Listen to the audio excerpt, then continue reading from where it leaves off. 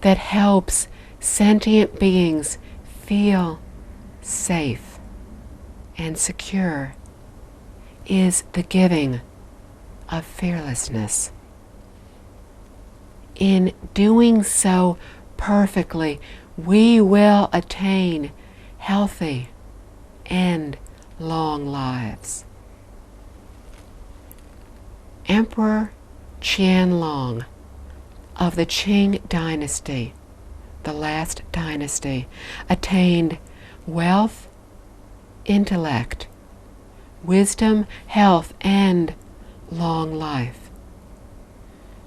Honorable as a great emperor, and wealthy as one who possesses the entire world.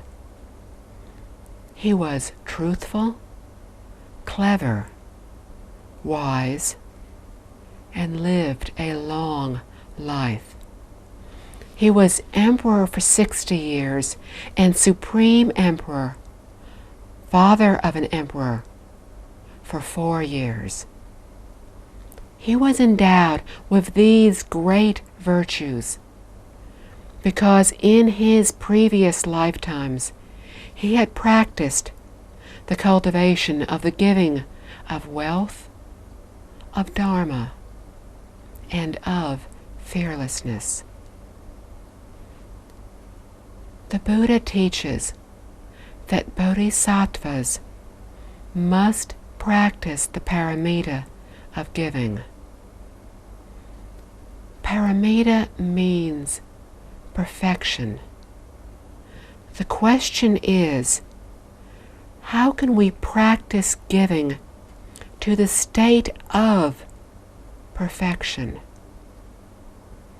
We do so simply by turning our thoughts around, by no longer thinking of ourselves, but solely of others.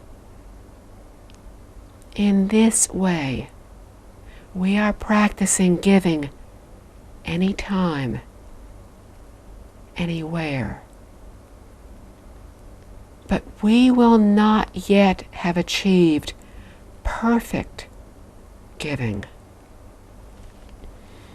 Perfect giving is to let go, or to be willing to give all that we possess and to help all others. Giving and gaining are one. If we have not practiced giving, we will not gain. When we give less, we gain less.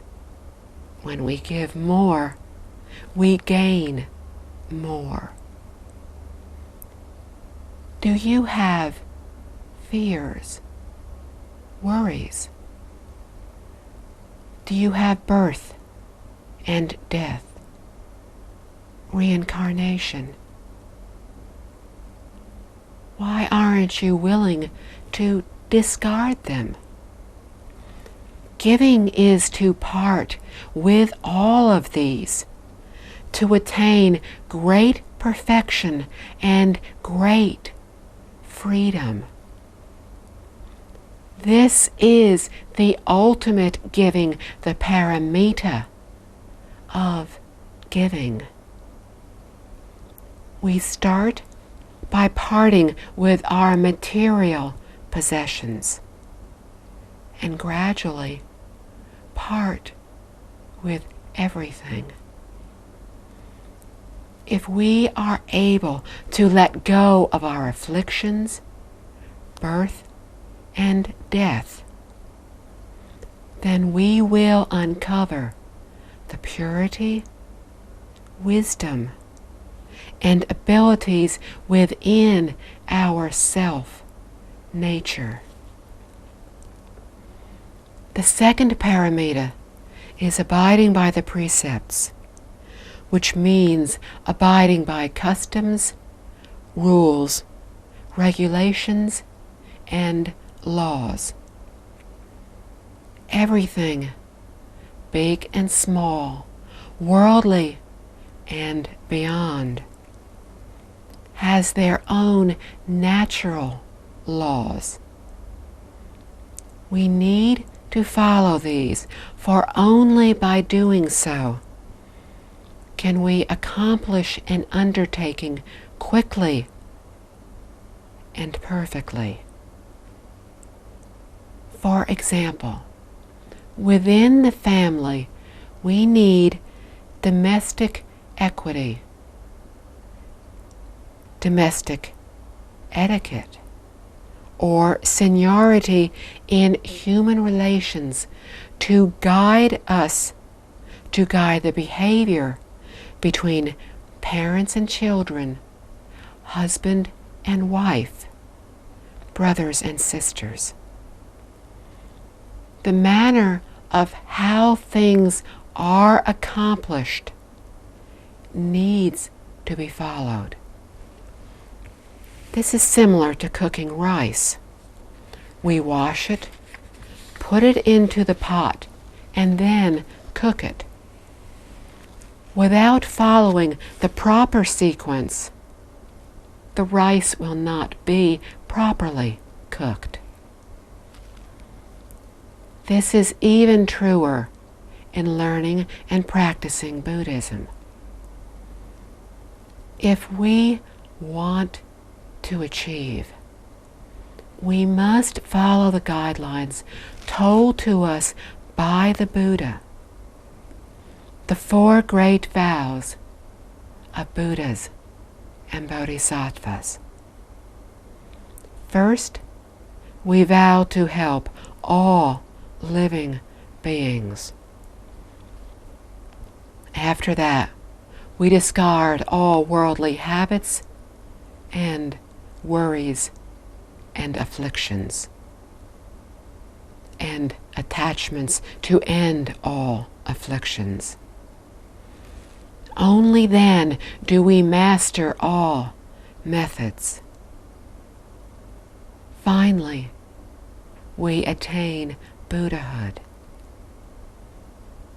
Only when we become Buddhas will we have the ability to help all beings and thus perfectly achieve the 4 great vows, and especially the first great vow. Sentient beings are innumerable. I vow to help them all. Some may ask, is it really necessary to attain Buddhahood? Won't it be enough to become a bodhisattva? Although a bodhisattva can help living beings, he is unable to help a bodhisattva who is equal or higher in attainment. For example, an equal enlightenment bodhisattva cannot help another equal enlightenment bodhisattva. However, a Buddha can help them as well as all others. Therefore, only when we attain Buddhahood can we perfectly help all beings in the universe.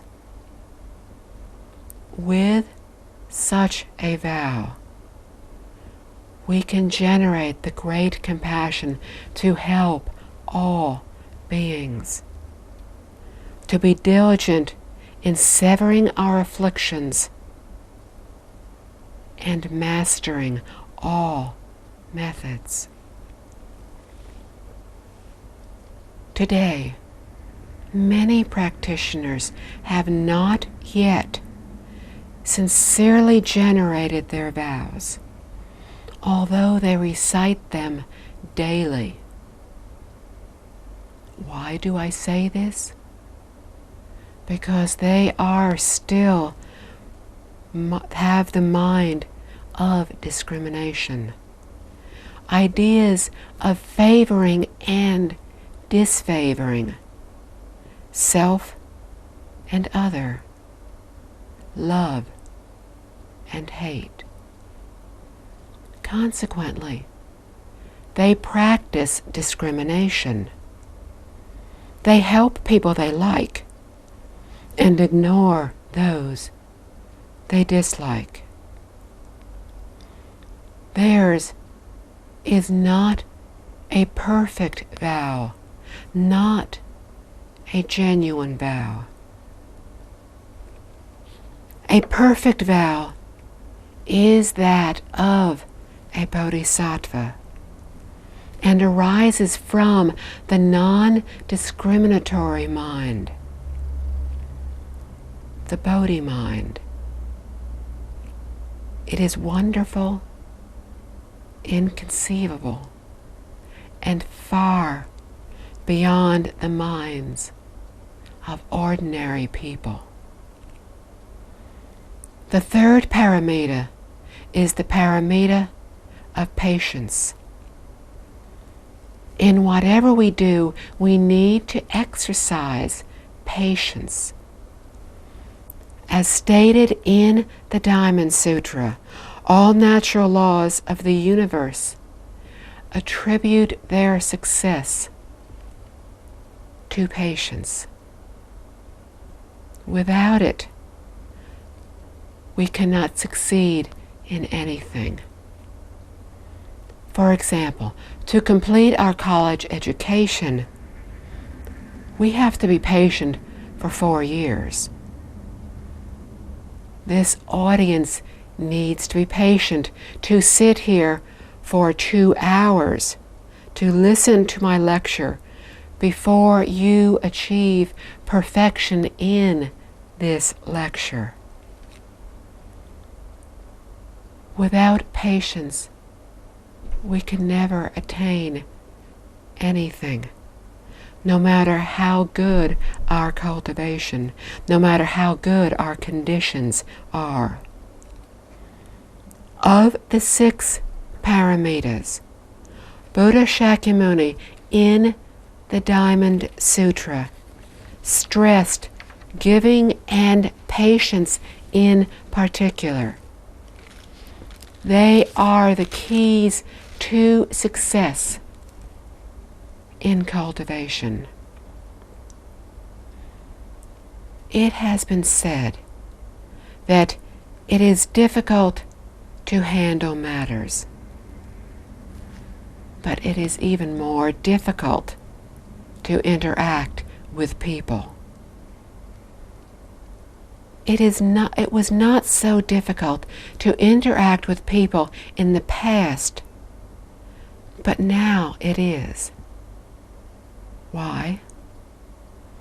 Education in the past taught people the proper manner and behavior in which to conduct themselves.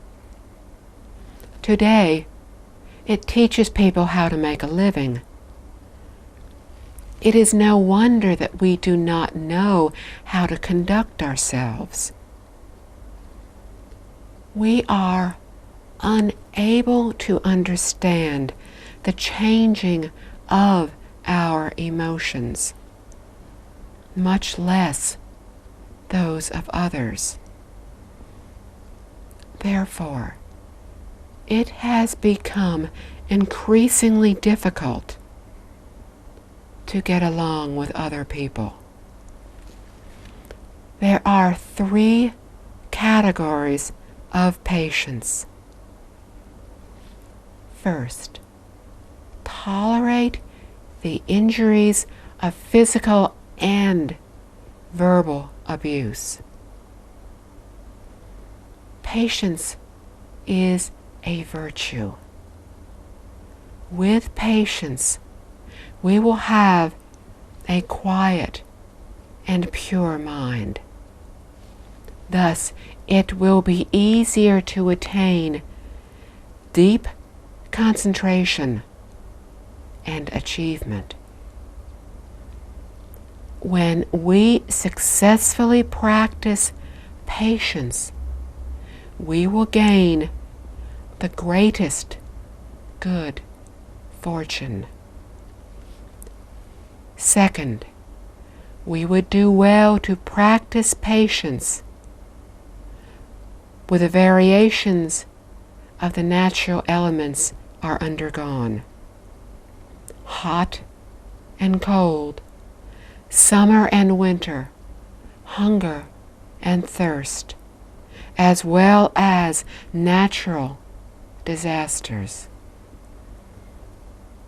Third, be patient in the arduous course of our cultivation. Before attaining the joy of cultivation, and before our cultivation becomes strong, we will encounter many obstacles. However, once we get through this phase, we will attain happiness. Why? Because we are on the right path. This is like traveling on an expressway. Before we can get on, we keep circling around and driving around trying to find the entrance. This is very frustrating because there are many cars in our way and we cannot drive fast. We have to remain patient. Once we get on the expressway, it is much more pleasant because traffic moves smoother and faster with no hindrances. Our practice in Buddhism is like this. In the beginning, we move around trying different methods and schools. Which ones shall I choose? Which shall I learn? Some people are fortunate because they only spend a few years to find the right method. Others are not so fortunate and may take 10 to 20 years or even a lifetime in the attempt to find the right method. Fortune is the result of our good root, merit, and virtue, cause, and condition. With these, the Buddhas and Bodhisattvas will surely help us, as they never abandon anyone. And once we have the mind to accept their teachings, we will be helped by the Buddha to find awakening. Then our futures will be bright. Why does the Buddha not simply tell us what we need to know? He did, but we did not listen. We were told the method, but thought to ourselves, well, this may not be a good method. I heard that another one is better. We have thus argued with the Buddhas and Bodhisattvas. So they have chosen not to come to us. Please consider this carefully. We need to be patient before we can attain achievement. Without patience, we cannot advance to a higher stage. For patience is the prerequisite for deep concentration and diligence. The fourth paramita is the paramita of diligence. The Chinese word for diligence is comprised of two characters, meaning perseverance in a specialized field and progress. The two need to work together. Buddhism is neither conservative nor backward, but seeks daily improvement. Some say that Buddhism is no longer relevant.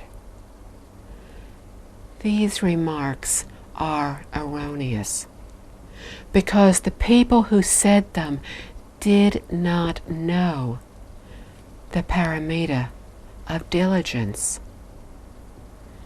Progress is good, but more important is progress with diligence.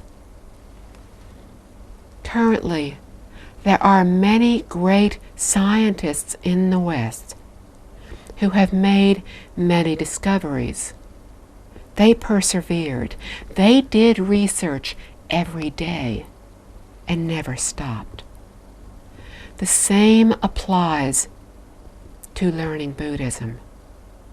We practice diligence when we choose one school or method and stay focused on our selection, studying until we excel in it before advancing to another method.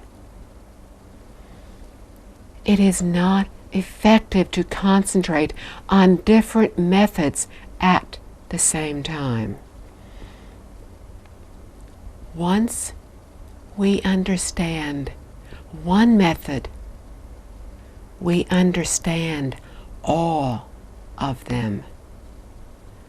This is known as once we achieve in one, we achieve in all. If we try to practice many methods before we are enlightened, they will become obstacles. Let me tell you what happened to one monk who specialized in the Buddha name chanting method. In the beginning of this century, Master Deshan had a student who became a monk at the age of 40. So the student was almost the same age as the master. The two had been childhood friends. Master Deshan, who was from a wealthy family, had received a good education. However, his childhood friend was from a poor family and had received little education. When the friend grew up, he could only do manual labor and thus had a very difficult life. One time, he went to visit Master Deshan. After staying at the temple for a few days, he said to the master that he too wanted to become a monk. "Why?" asked the master. "Because life is too hard and I want to become a monk," replied his friend. The master initially denied his request because he felt the rigorous training and sutra memorization would prove too much for someone who was illiterate and much older than novice monks usually are. The other monks would look down upon his friend. Feeling everything would prove too much for his friend, the master denied the request. But the friend persisted, and the master finally gave in. Master Dishan said to him, "I will accept you as a monk, but I don't think you need to take the vows of abiding by the precepts, because you may not be able to stand the rigorous training of 53 days. There are many deserted temples in the countryside. I will find you one to stay in." So the master found one and arranged for some people to provide food for his friend. He then taught his friend, the new monk, to chant Amitabha. Just recite this phrase, Namo Amitabha, over and over. When you are tired, take a rest. When rested, resume chanting. I am sure that you will greatly benefit from this. And so, the new monk isolated himself in the small temple and concentrated solely on his chanting. 3 years later, he went to visit friends and relatives. He came back and told the woman who had been doing the cooking for him, "There is no need to prepare food for me tomorrow." The woman thought the monk, who had not left the temple for 3 years, had decided to revisit his friends and family the following day. The next day, she went by the temple to see if he had returned. She went to the temple and called out. Receiving no reply, she went inside. She found him standing with his recitation beads in hand. She greeted him, but received no response. When she moved closer to him, she realized that he was still standing, but that he was dead. Never having seen anything like this before in her life, she rushed off to ask the others who were also taking care of him what to do. They sent a message to the master's temple, informing him of the strange occurrence and asking what to do. Due to difficulties in traveling at that time, it took Master Dishyang 3 days to reach the small temple. He understood that his friend had been born into the Western Pure Land. He looked at the still standing dead friend and said admiringly to him, "You have proved that your decision 3 years ago to become a monk was a good one. Not one of the Dharma masters or abbots at all of the famous way places can match your achievement." For 3 years, the uneducated monk had done nothing but recite Namo Amitabha. His single-minded, ceaseless recitation had resulted in his achievement of being freed from the cycle of birth and death and being born into the Western Pure Land. The practice of diligence is important regardless of what we are doing. Whether chanting Amitabha, sitting in meditation, reciting mantras, or studying sutras, we need to practice diligence. In studying sutras, we want to help ourselves as well as others. It would be best to specialize in just one sutra for sutra study and lecturing. In this way, each time we study and lecture, we will reach a new state of mind. We will improve each time. A person who lectures on the Amitabha Sutra will become Buddha Amitabha.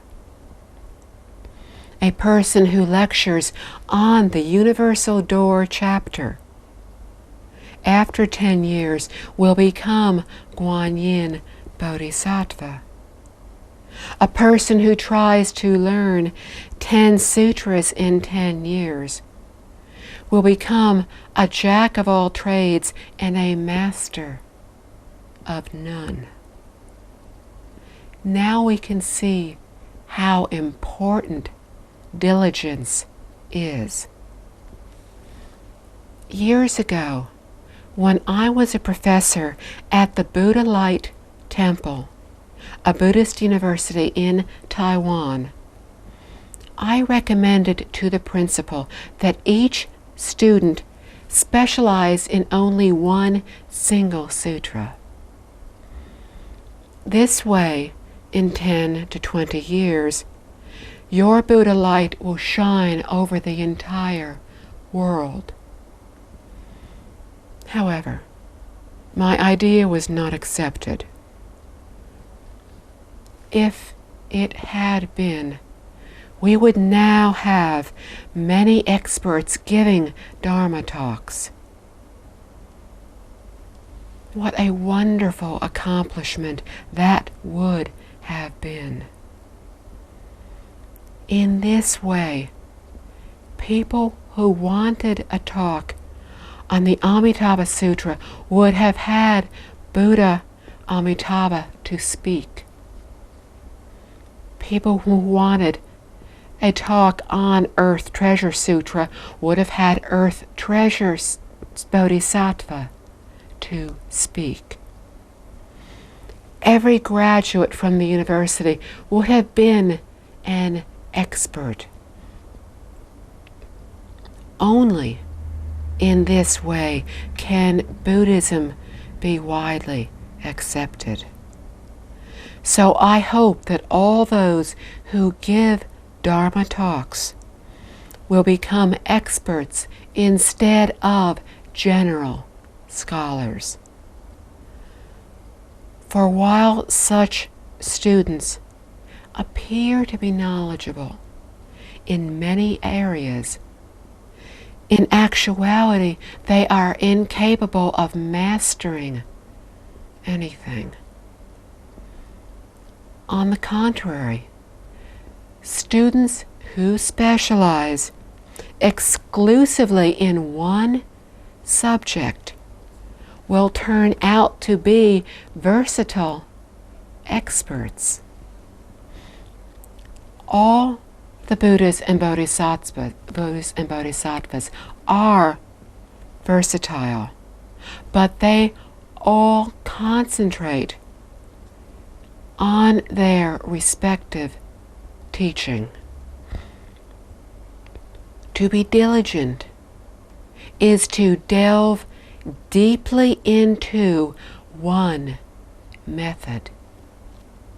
The virtue and benefits of practicing the paramita of diligence in this way are infinite.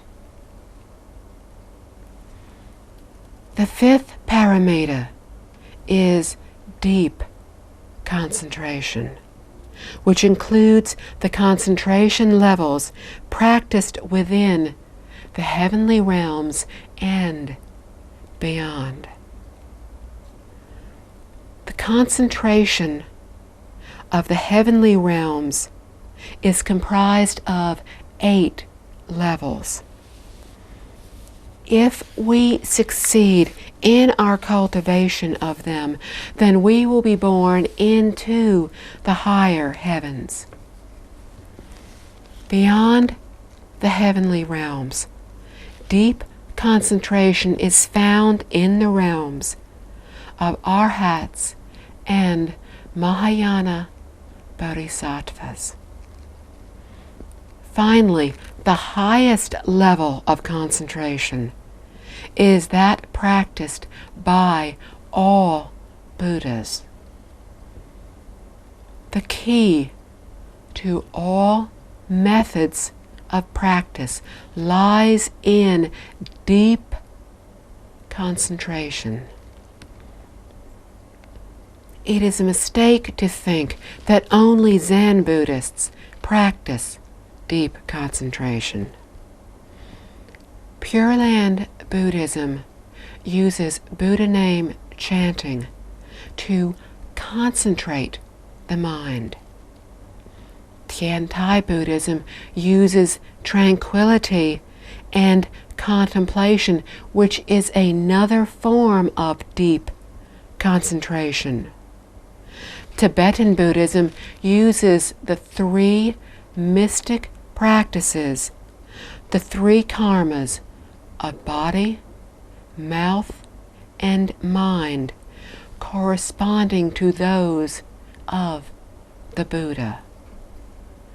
So although different schools use different methods, use different terms, they all practice deep concentration. Therefore, in the 6 paramitas, concentration encompasses the above forms, as well as all the phenomena in our daily lives. What is this concentration? Being the master of our mind. We have goals which will never be changed or influenced by the environment. Scientists succeed in their research because they do not allow themselves to be distracted by other concerns. So they attain a scientific concentration. When we successfully practice the Buddha name chanting method, we will attain the Buddha name chanting samadhi, as did Master Dishan's student. If we are able to endure, we will become patient and thus be able to persevere and progress, and thus attain deep concentration, which is the essence of our practice. In the Platform Sutra, the 6th Patriarch, Master Huineng, explained that deep concentration was more than just sitting in meditation. He himself reached awakening upon listening to the Diamond Sutra. Therefore, all his lectures were based on the principles found in this sutra. He said that meditation is not being attached to any phenomena. Concentration is sustaining the mind of tranquility. In the Diamond Sutra, Buddha Shakyamuni taught that the proper attitude to have when encouraging others to practice Buddhism is, do not attach to changing form. Maintain the mind of stillness. Do not be moved. The Flower Adornment Sutra tells us of the 53 visits of Sudana.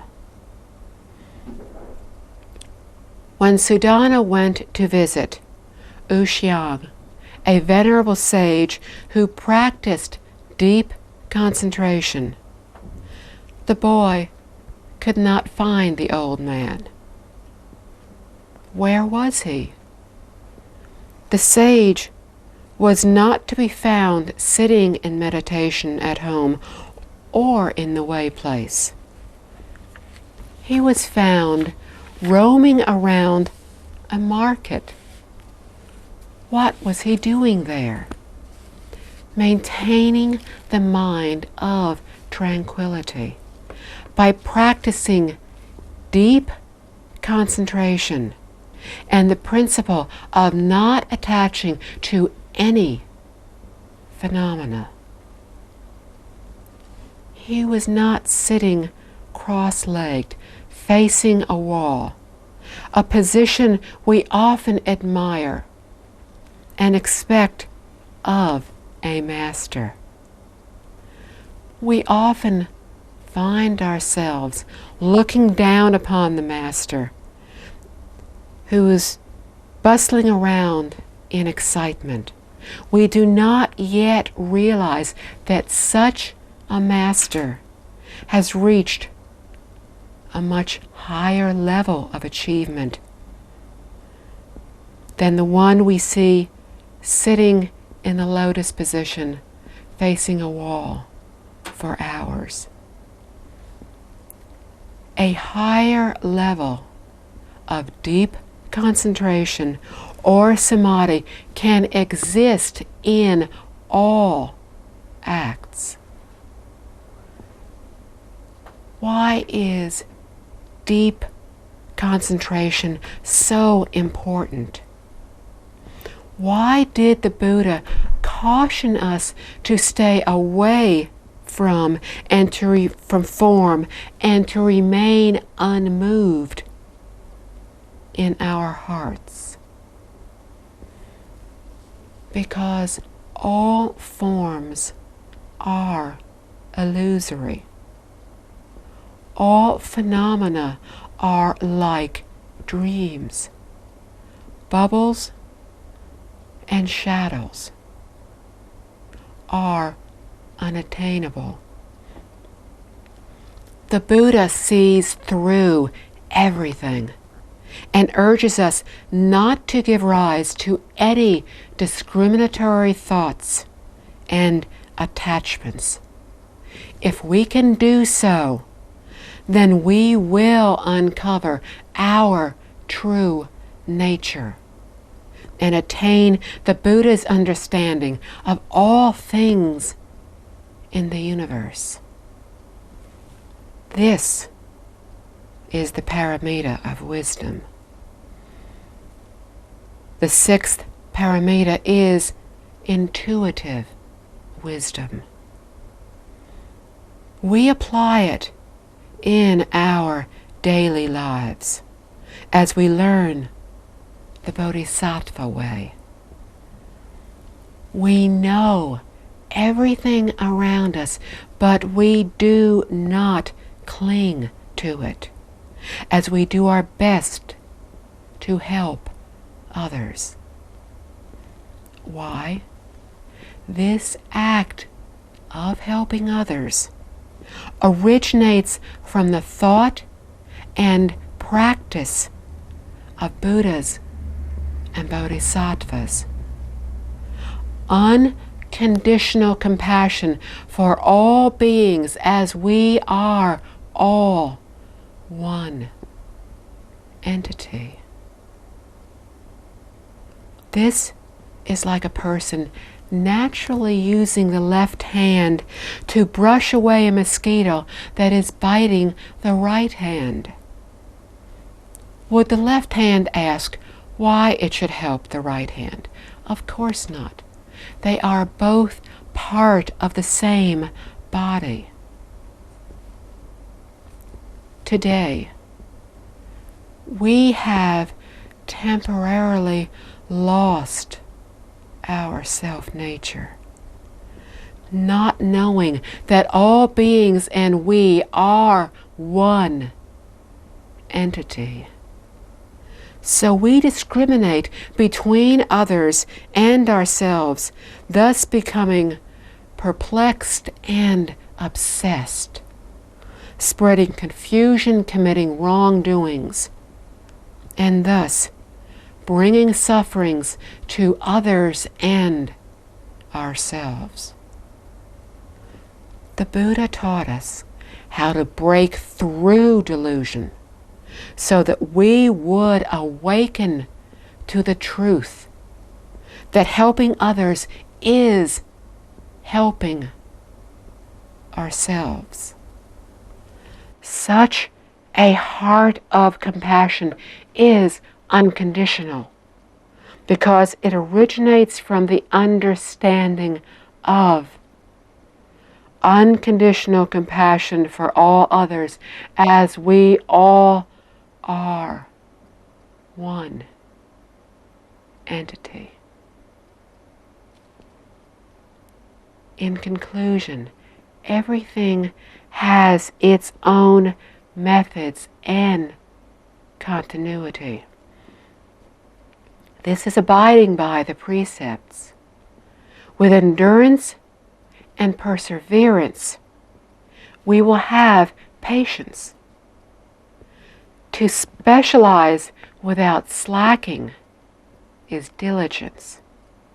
To be master of our mind and not swayed by external conditions is deep concentration. To thoroughly understand all phenomena is wisdom.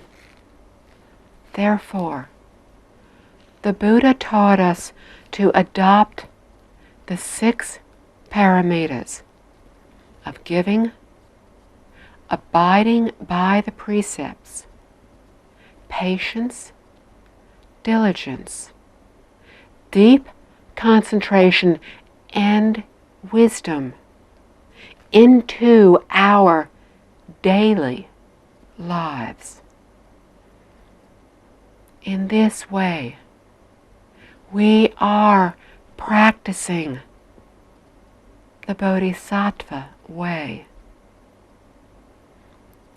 It is a mistake to think that once we have accepted the Bodhisattva precepts, we will automatically become a Bodhisattva. If we are ignorant of the 6 paramitas and thus cannot apply them, then even if we have accepted the Bodhisattva precepts, we will be no more than clay idols, unable to even help ourselves. Only when we have applied the first 4 of the 5 guidelines, the 3 conditions, the 6 principles of harmony, the 3 learnings, and the 6 paramitas, will we truly be a student of the Buddha and be close to Bodhisattvas. Based on the foundation of the 6 paramitas, we can progress to the next level of our practice, which is comprised of the 10 great vows of universal worthy Bodhisattva. These vows were taught to us by the Buddha in the Flower Adornment Sutra. This is the last stage of our cultivation leading to Buddhahood. We cannot practice the 6 paramitas and advance to the 10 great vows until we have fulfilled the first 4 guidelines. The main characteristic of universal worthy Bodhisattva is an immeasurably broad and compassionate mind, a compassionate heart. Every one of his vows is complete and perfect. The first vow is to pay respect to all Buddhas. Who are Buddhas? We read the Flower Adornment Sutra. Sentient or insentient, all attain wisdom. So all beings that have self-awareness and all things such as plants and minerals are Buddhas to be. With respect for all beings and things, not just the present beings, we will foster the heart of universal worthy Bodhisattva. His heart is different from that of most Bodhisattvas. Buddhist practitioners are respectful to the Buddha, but this respect may not be completely sincere. Why not? If we are listening to a lecture, but suddenly think of an important appointment, or have a call on our telephone or pager, what will we do? We will leave the hall immediately to go attend to business or to answer the telephone call. So our respect, our belief, are not genuine. If we were truly sincere and respectful, we would regard attendance at the lecture as our prime concern. But in fact, if we are listening to a lecture on the sutra, and someone tells us that there is a business opportunity that will make us $1 million, we will leave the lecture. Our respect, our belief, are not genuine enough.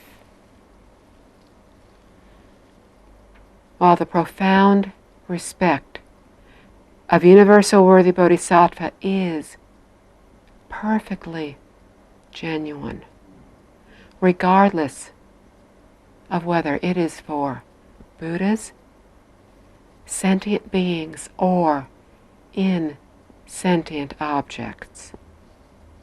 Why? He understands that they all have a Buddha nature. Therefore, offending a sentient being is offending a Buddha. Thus, we too should respect all beings. Then how do we act towards tables and chairs? They are also to be respected as beings. For everything is the result of the joint forces of all causes. What is the right way to show respect? Prostrate to it 3 times a day? No. That is the way of a Buddhist idiot. To show respect to material objects, we just keep them orderly and clean. For example, books go neatly into the bookcase. When doing something, we are earnest and responsible, trying to do it the best we can. We treat people, matters, and objects with equal respect. This is the virtuous way of universal, worthy bodhisattva. This is the expanded and perfected way of the 6 paramitas, and therefore is the most perfect and effective way for Buddhist cultivation. Amitabha.